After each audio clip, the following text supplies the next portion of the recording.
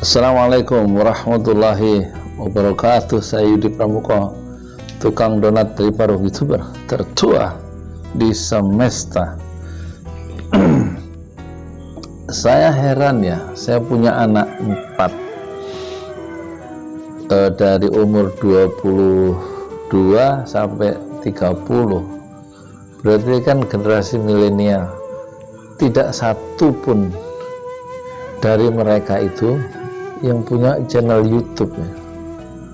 Intinya sih nggak pede. Saya heran itu, padahal YouTube ini adalah dunia mereka, sementara bapaknya, saya maksudnya, itu punya channel YouTube baru 510 hari ya, pemula hitungannya, tapi videonya sudah 2000 video dan sudah banyak, insya Allah sudah banyak memberikan butir manfaat ya, yang tersebar ke seluruh 5 benua, barangkali begitu, dan juga sudah membuka perspektif banyak orang. Mungkin moga-moga jadi ilmu yang bermanfaat, dan juga sudah mendapatkan sejumlah uang dari Google AdSense ya, karena didorong oleh semangat Pasifik yang bergelora ya.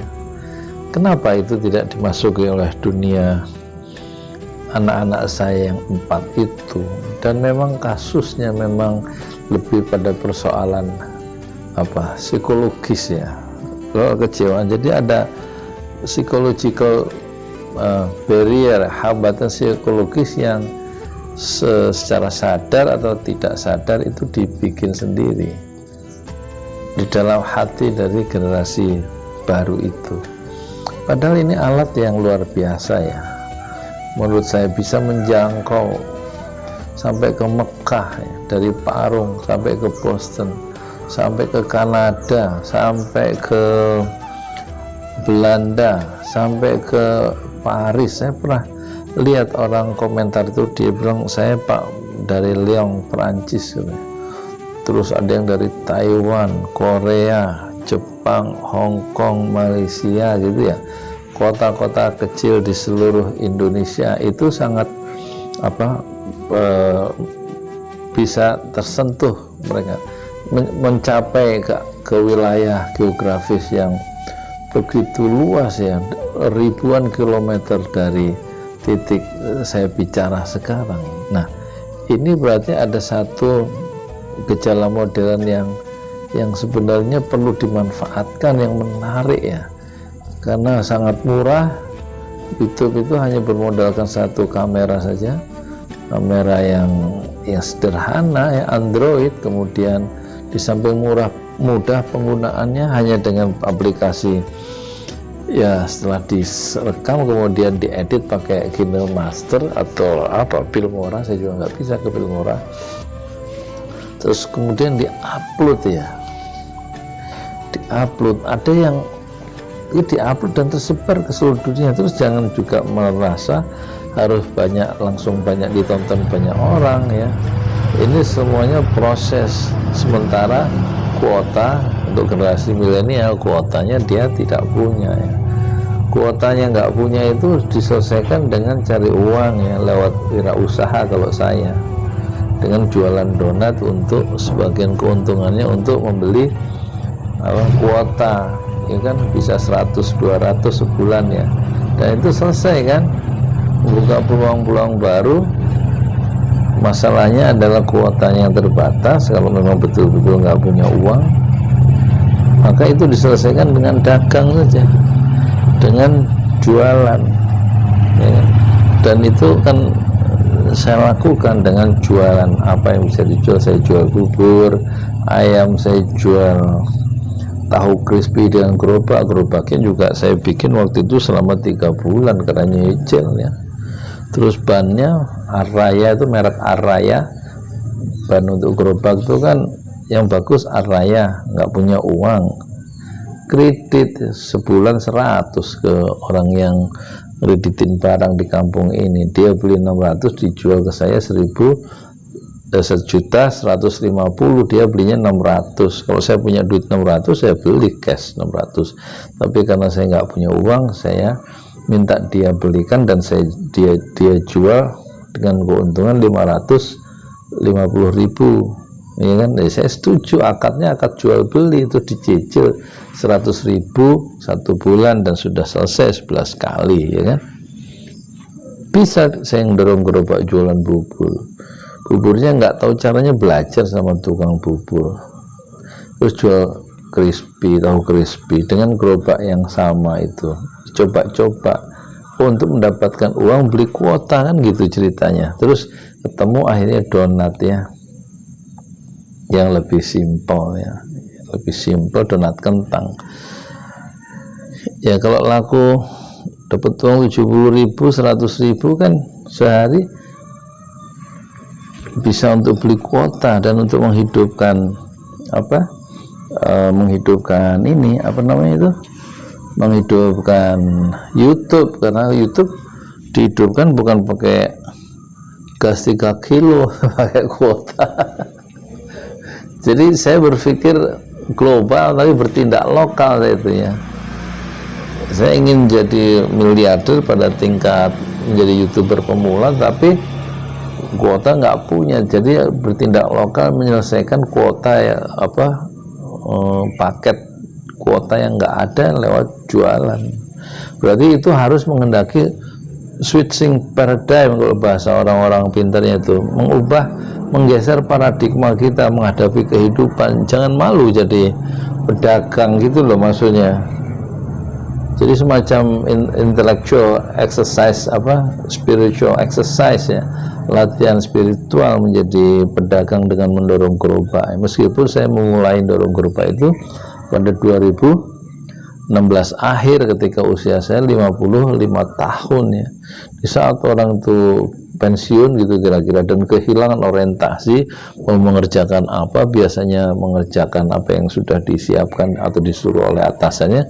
Ketika pensiun umur 55 dia bingung ya, mau dagang nggak bisa, ragu dan merasa itu satu pekerjaan yang hina. Sementara 55 tahun saya mulai mendorong gerobak keliling kampung jualan cilok waktu itu, ya kan, sebelum jadi YouTuber ya. Memang seorang muslim harus bisa mencari uang untuk memberi makan keluarganya. Kalau kerja di perusahaan orang lain sudah selesai dan juga nggak ada yang mau menerima, ya kan banyak peluang kehidupan, peluang dakwah, peluang bisnis itu kan seluas langit dan bumi kan. Jadilah saya dorong gerobak, bikin gerobaknya 3 bulan gitulah, dan kemudian Allah memberikan saya peluang untuk menjadi YouTuber dengan cara yang tidak saya sengaja. Sudah sering saya ceritakan di video-video sebelumnya, ya kan. Tapi perlu kuota itu diambil dari uang dari dagang itu kan. Lah kan saya nggak punya pensiun. Siapa yang mau ngirimin pensiun ke saya dari dagang donat ya. Nah sekarang nanti insya Allah saya mau bikin gerobak yang ketiga, yang kedua sudah saya sedekahkan ke orang yang lebih perlu untuk wirausaha dan menolong dirinya sendiri. Saya bikin gerobak yang ketiga, mau saya desain supaya saya bisa dagang beberapa hari, tapi juga beberapa hari dalam seminggu, 2 hari saya memberi makan orang miskin ya. Bikin makanan matang di gerobak itu keliling nyari orang-orang yang perlu makan, ngambil sendiri ya. Jadi di gerobak itu nanti desainnya fungsinya 2. Kalau pas jualan gemblong atau jualan apa, saya pakai kompornya saya bawa, apa jualan bubur gitu. Tapi pas makan, waktunya saya ta'amul miskin, memberikan makanan orang yang perlu makan, kompornya diangkat, pancinya diangkat, diganti makanan-makanan mateng kan gitu. Jadi tetap ada usaha-usaha yang sederhana saja ya. Berpikir sederhana lah, berpikirlah sederhana, bertindaklah sederhana, dan jangan malu ya dalam berdakwah, dan jangan malu merintis jalan baru dalam bidang dakwah dan dalam bidang bisnis. Apa masalahnya kalau dagang tuh? Kayaknya orang-orang yang saya ajak ngomong itu yang udah berumur pun atau anak muda pun pengen bisnis tapi pengen besar. Kalau saya istilahnya jangan bisnis, dagang gitu. Yang bisnis itu apa sih intinya? Saya punya pulpen nih, beli 1.000 perak, saya jual 1.500. Biasanya saya cuma begitu aja, ada margin, ada keuntungan 500 ya, selesai kan? Nggak usah juga bikin perusahaan yang besar-besar. Ini mah untuk beli kuota dan menjadi YouTuber, kuota itu harus dibeli.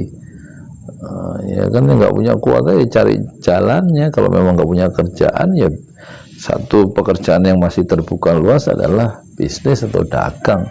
Bisa ngambil barang orang kemudian kita jualkan.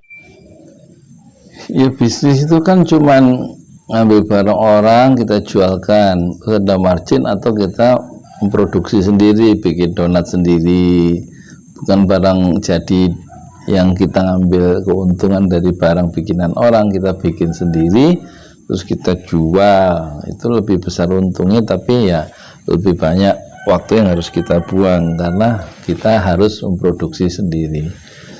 Sesederhana itu, barang itu bisa dititipkan di warung-warung ya. Ya tentu nggak semua barang makanan itu laku, tapi kita cari yang yang dibutuhkan oleh masyarakat. Kalau donat nggak laku, terus apa lagi? Dicoba-coba, seperti kita bikin konten YouTube juga dicoba-coba. Ini saya lagi nyoba-nyoba ini rubrik yang ke-27 ini,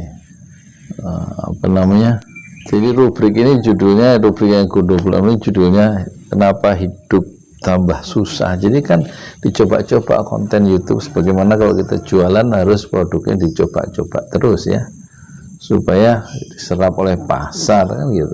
Ya, persoalan pedagang atau persoalan YouTuber sama, intinya persoalan kreativitas ya. Kalau udah tahu subscribernya atau viewersnya nggak naik-naik, itu ya terus diubah ininya, pendekatannya diubah, tema-temanya, terus belajar dari orang-orang yang lebih sukses gitu. Sama aja dengan dagang. YouTube itu juga sebenarnya kan perdagangan juga, bisnis juga. Yang dijual adalah ide, kalau dagang yang dijual adalah barang ya. Barang itu, produk itu kan ada dua, produk yang bersifat jasa seperti YouTuber ya, seperti konten-konten YouTube itu yang dijual kan jasa, ucapan-ucapan itu jasa, motivasi, informasi itu jasa. Sedangkan kalau saya dorong gerobak, yang saya jual produk sebagai barang ya. Kalau sekarang saya jadi YouTuber, produknya sebagai jasa ya. Dalam ilmu marketing kan gitu, produk itu ada dua, satu barang, dua dan jasa. Dua-duanya perlu disikapi, digeluti secara istiqomah terus menerus sampai nanti insya Allah jadi miliarder lewat YouTube terutama. Dan kuotanya untuk sementara diambil, kalau belum ada penghasilan dari Google AdSense ya itu diambil dari jualan ya, harus berani jualan, kalau nggak jadi karyawan di perusahaan ya. Apalagi zaman corona sekarang perusahaannya pada tutup ya, udah pedagang aja, pedagang cilok, pedagang apa kayak. Dan cara untuk mengolah bahan-bahan makanan yang laku banyak sekali, tutorialnya di internet ya. Selesai, dicoba dengan semangat berani. Tapi kalau malu ya susah. Malu itu yang baik ya, malu mencoba ya susah. Jaim sih, terlalu banyak jaim tapi nggak punya duit kan susah. Jaim. Ya udah, kita gitu aja untuk sementara ya. Pikiran-pikiran yang terlalu sederhana ya. Bagaimana menjadi miliarder ya, caranya ya nanti ketemu, belajar dari ahlinya, belajar dari orang lain. Tapi kan perlu punya kuota kalau nggak punya uang ya dagang apa yang bisa dagang, yang bisa dijual di depan rumah, gitu aja. Terima kasih. Assalamualaikum warahmatullahi wabarakatuh. Saya Yudi Pramuto, YouTuber tertua di semesta. Fasbir sabran jamila, bersabarlah dengan kesabaran yang indah. Assalamualaikum warahmatullahi wabarakatuh.